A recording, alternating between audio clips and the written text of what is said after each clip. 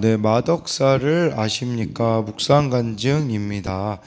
전 대학에 합격한 뒤 서울에 올라와 하숙 생활을 시작했습니다. 취직한 뒤에도 같은 생활을 했는데 하숙집밥이 지겨워 빨리 결혼하고 싶었습니다.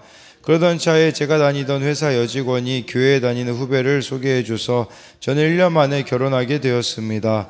넉넉하지 못한 본가에서 지원을 전혀 받지 못하고 결혼을 했는데 아내는 본가의 계속적인 생활비 요구와 저의 끝없는 이직으로 결혼 생활이 힘들어지면서 우울증이 생기고 원인 알 수 없는 기침으로 지쳐갔습니다. 당시 무늬만 신자인 저와 다르게 하나님께 소망을 두었던 거룩한 부녀인 아내는 교회에서 제자훈련을 받으면서 하나님을 인격적으로 만났습니다. 그리고 사라처럼 저를 주라 칭하여 순종하면서 신앙의 길로 인도했습니다. 하지만 이런 아내를 두고 저는 세상 방법으로 돈과 성공을 쫓아 이기고 또 이기려는 삶을 살면서 하나님과 말씀을 멀리하고 아내 모르게 바람까지 피우는 죄를 지었습니다. 저를 위해 늘 기도하던 아내는 저를 돌이키게 하고자 저의 육이 무너지기를 기도했습니다. 그 기도 응답으로 저는 주식 투자에 실패해 재산을 다 날리고 빚더미에 앉게 되었습니다. 그러다 아내 모르게 처가 식구들로부터 돈을 빌린 사실이 드러나 이혼당할 위기에 처했지만 아내는 공동체의 권면에 따라 저를 용서해 주었습니다. 그리고 저도 빚 때문에 겸손한 환경이 되어서야 공동체 속에 속해 말씀으로 양육받으며 제 아내의 악과 음란을 보고 회개하게 되었습니다. 이후 저와 아내 모두 교회 소그룹 리더로 부르심을 받는 은혜를 입었습니다. 제가 태어나서 가장 복을 받은 것은 모태신앙으로 예수님을 믿게 된 것과 아내와 결혼한 것입니다. 저보다 더 연약한 그릇이요 또 생명의 은혜를 함께 이어받을 자인 아내와 결혼하게 된 것이 하나님이 주신 귀한 선물입니다. 이를 업신여기면서 돈과 성공만 쫓아 산 죄인이지만 말씀이 들려 회개케 하시니 하나님의 전적인 은혜로 팔복을 이어받게 되었습니다. 이제는 마덕사, 마누라 덕분에 사는 사람이라는 뜻으로 아내를 귀히 여기고 아내의 기도가 막히는 일이 생기지 않도록 악에서 떠나 선을 행하고 화평을 구하는 삶을 살겠습니다. 적용하기: 아내와 저의 의견이 다를 때 생명의 은혜를 함께 이어받을 자인 아내의 말을 따르겠습니다. 건강이 좋지 않은 아내를 위해 쓰레기를 잘 버리겠습니다. 네, 여기 나와 있듯이 정말 남자들은 여기 육이 무너져야 저를 위해 늘 기도하던 아내는 저를 돌이키게 하고자 저의 육이 무너지기를 기도했다라고 해서 정말 그게 이렇게 응답이 되어서 겸손한 환경이 되어서야 이렇게 또 인도함을 받았다라고 이렇게 말해주고 있습니다.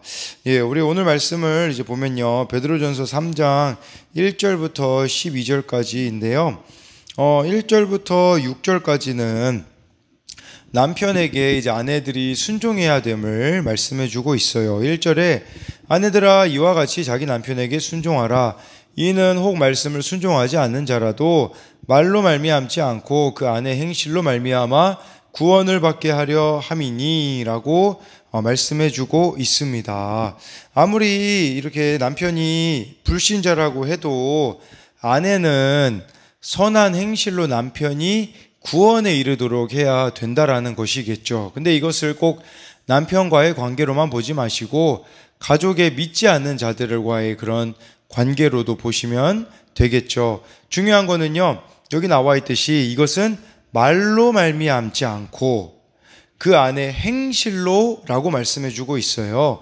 그러니까 우리가 막 말로만 이렇게 앞서가지고 전도하려고 할 수가 있겠죠. 그러나 중요한 거는 말보다 그 가운데 행실을 보여주는 것이 더 중요하다라는 겁니다.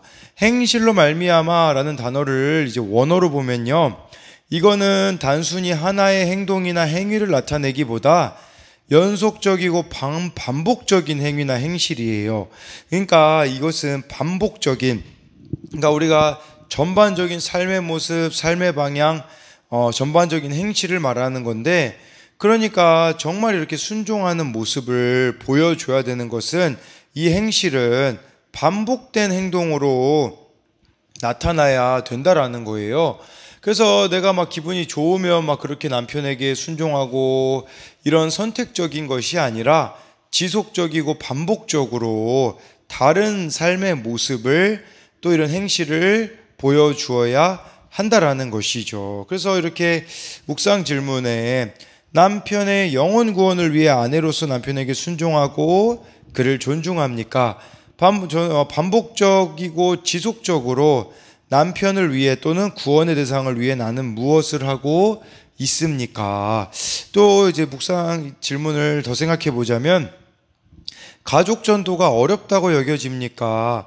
가족에게 전도할 때 진실한 기도와 선한 행실 없이 말만 앞서지는 않습니까? 2절에요. 너희의 두려워하며 정결한 행실을 봄이라 라고 해가지고요.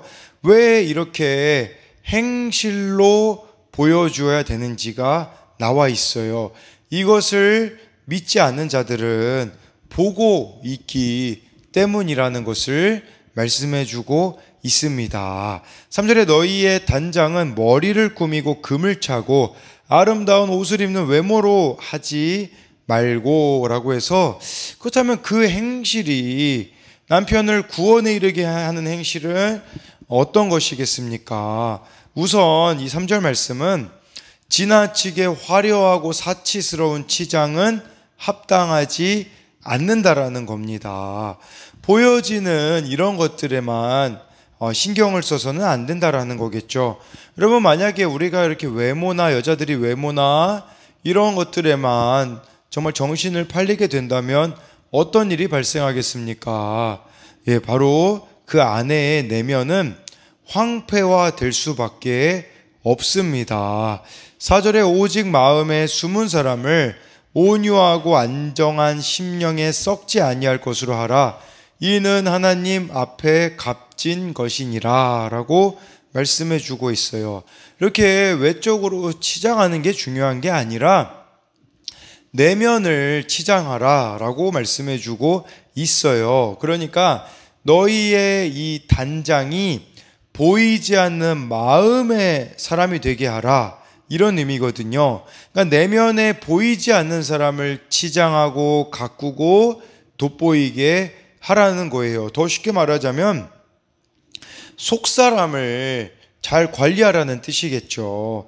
그러니까 아내들은 장식품, 옷, 외적인 치장에만 신경 쓰기보다 썩지 않은 온유하고 안정된 심령의 인격으로 자기 내면을 아름답게 가꿔야 된다라는 거예요. 그러니까 이 아내는 이런 생각을 해야죠. 내가 오늘 어떤 옷을 입을까? 오늘 어떻게 꾸밀까? 나도 뭐 성형수술을 할까? 이런 거 고민하지 말고 하나님 앞에서 나는 어떤 사람이 돼야 될까? 하나님 앞에서 이 남편의 또 구원을 위해 어떤 행실을 내가 할 수 있을까? 이런 것들을 고민하라는 것이겠죠. 그래서 여기 나와 있는 적용 질문처럼 나는 외적 치장과 내적 단장 중 어느 것을 더 중요하게 여깁니까? 나의 내면을 날마다 무엇으로 채우고 있습니까? 저는요, 그런 생각을 해보게 되는 거예요. 이 아내의 그 행실은 사실은 아내가 마음에 무엇을 품고 살아가느냐를 통해서 나타날 수밖에 없는 거거든요. 사실 우리가 마음에 품은 것이 행동으로 나타나는 것이 행실이 아니겠습니까? 그러니까 이 아내로서 마음에 무엇을 품고 사는지, 꼭 이건 아내에게만 해당되는 것이 아니라 우리 모두가 다 정말 영혼 구원을 위해서 속사람이 변화가 일어나야 된다라는 것을 말씀해 주고 있는 겁니다.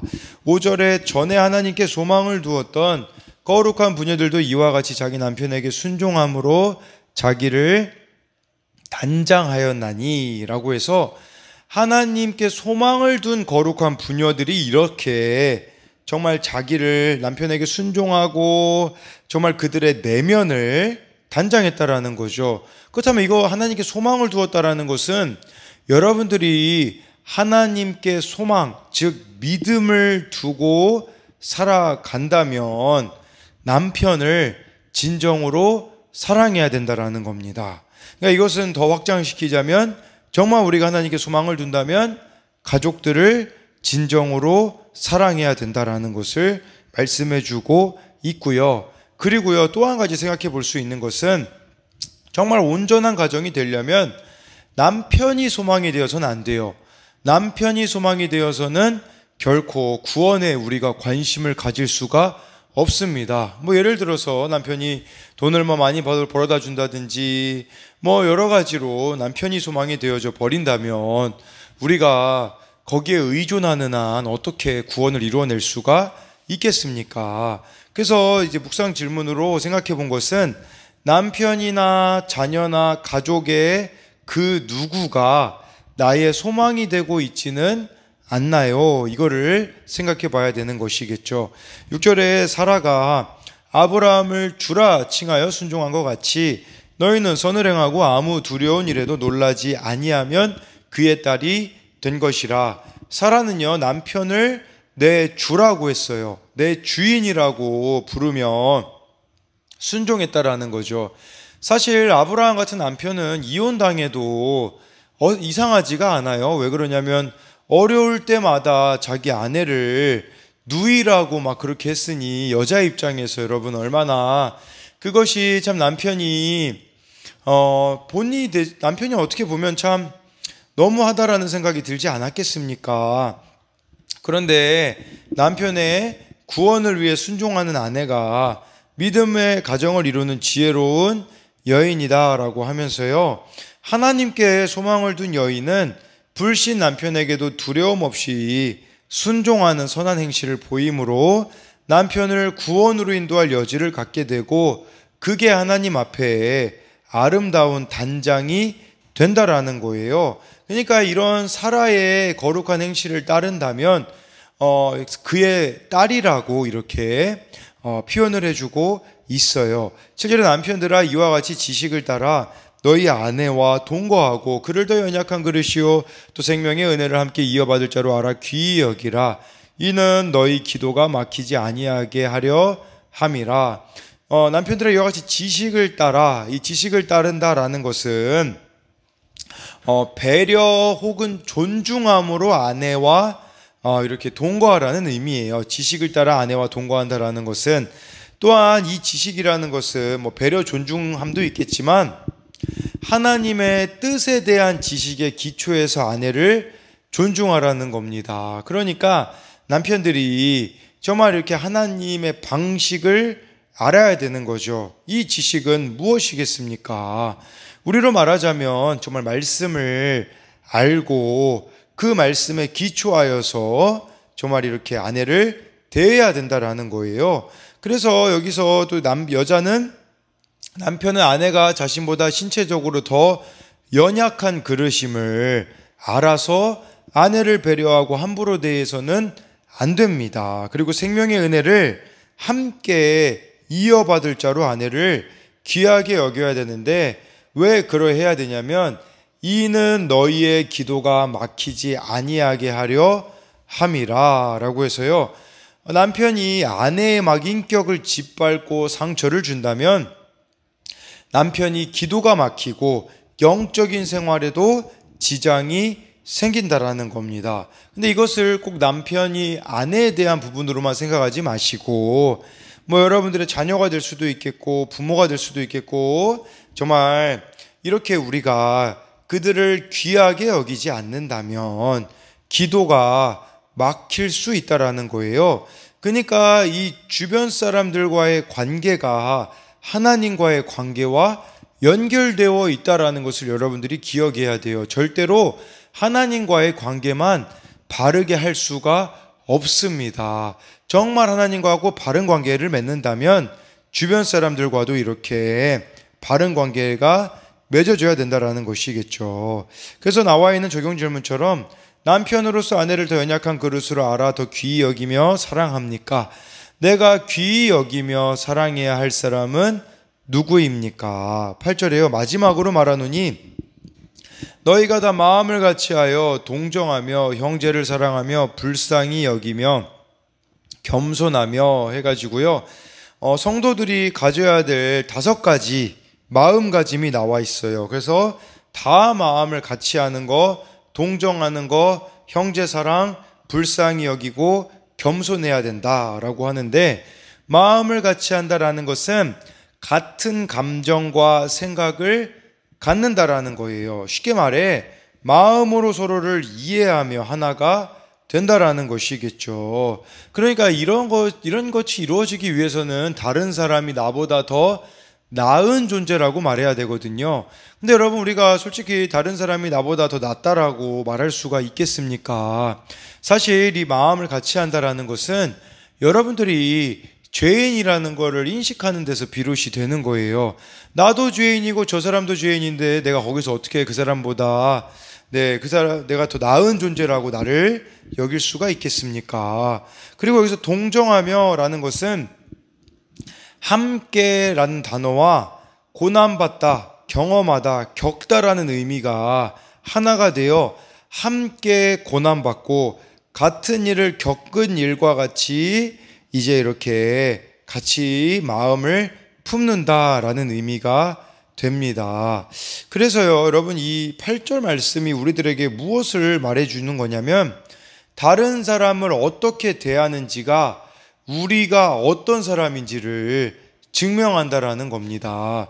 더 구체적으로 말하자면, 다른 사람을 어떻게 여러분들이 대하고 있는지가 하나님과 어떤 관계를 맺고 있는지를 증명한다라는 거예요. 그래서 여기서 이제 묵상 질문을 해보자면, 여러분들은 본성을 따라서 살아가고 있습니까?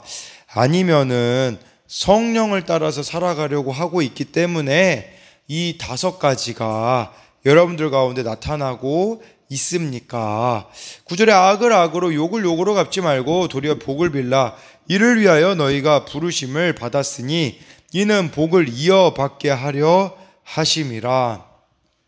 악을 악으로 욕을 욕으로 갚지 말라고 말씀해 주고 있어요. 그러니까 우리들의 삶에 정말 이렇게 악이 때로는 이렇게 찾아올 때도 있고, 또 욕하고 싶을 만한 그런 충분히 욕해도 충분히 된다라고 우리가 합리화시킬 수 있는 상황들이 찾아온다라는 것이겠죠. 그러나 악을 이기는 것은 더 큰 악이 아니라 선이라는 겁니다. 그래서 복을 오히려 빌어주고 이를 위하여 우리가 부르심을 받았다라고 말씀해주고 있어요. 그러니까 우리는 본성대로 살지 않고 하나님의 선한 뜻을 따를 때만이 승리할 수 있다라는 것이죠.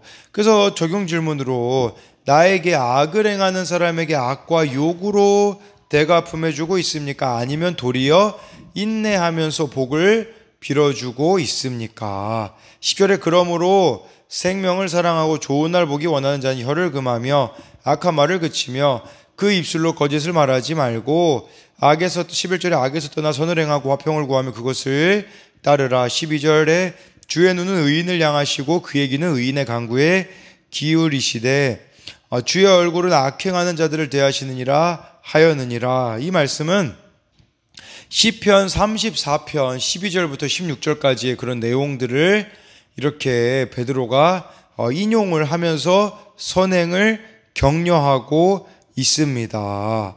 네, 그래서 생명을 사랑하고 좋은 날 보기를 원하는 자는 혀를 금해야 된다. 악한 말도 그쳐야 되고 거짓을 말하지 말아야 된다라고 해주고 있어요.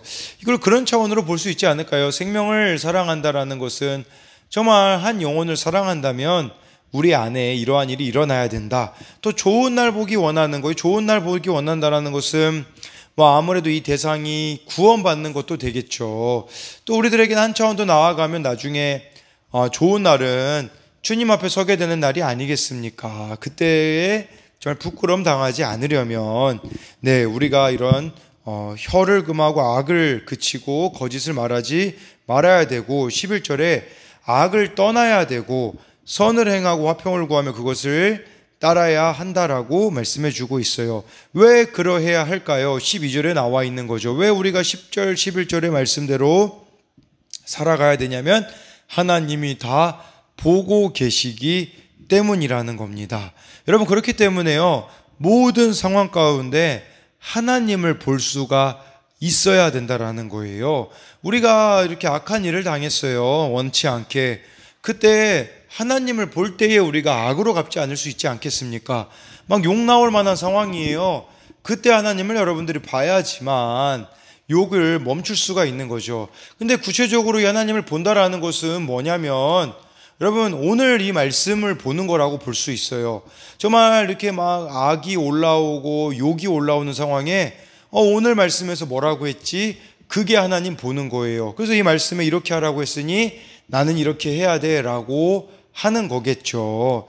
그리고 여러분들 정말 하나님의 음성에만 귀를 기울여야 한다라는 것이에요. 그래서 이 12절 말씀을 보며 오늘 본 이 말씀이, 오늘 드리는 예배가, 오늘 드리는 기도가 나를 지킨다라는 것을 여러분들이 기억하심으로써 정말 이렇게 여러분들이 부르심을 받은 자로서 주어진 자리에서 구원을 이루어내는, 잃어버린 자들을 하나님께로 인도하는 여러분들이 되기를 소망합니다.